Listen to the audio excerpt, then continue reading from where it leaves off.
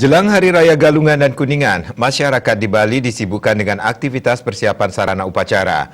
Mengantisipasi lonjakan klaster Hari Raya, umat sedharma kembali diingatkan menaati prokes COVID-19.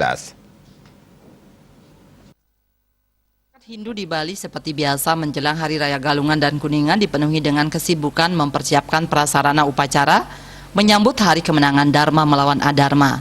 Mengantisipasi lonjakan kasus COVID-19, Ketua Komisi 1 DPRD Bali Inyoman Adnyane kembali mengingatkan umat sedharma untuk tidak pernah abai prokes COVID-19.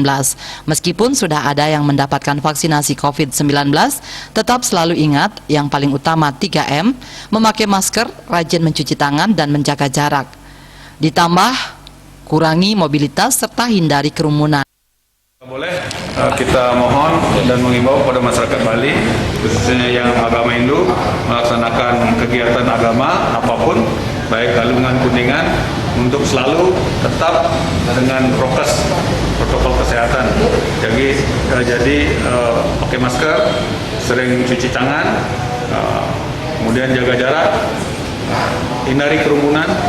Ini yang menjadi stressing kita, kerumunannya ini sering dilanggar. Jadi mudah-mudahan kita cepat bebas dari COVID-19. Pelaksanaan Hari Raya Galungan dan Kuningan ini diharapkan tidak menambah daftar panjang kasus COVID-19 di Pulau Dewata. Artaya Bali TV.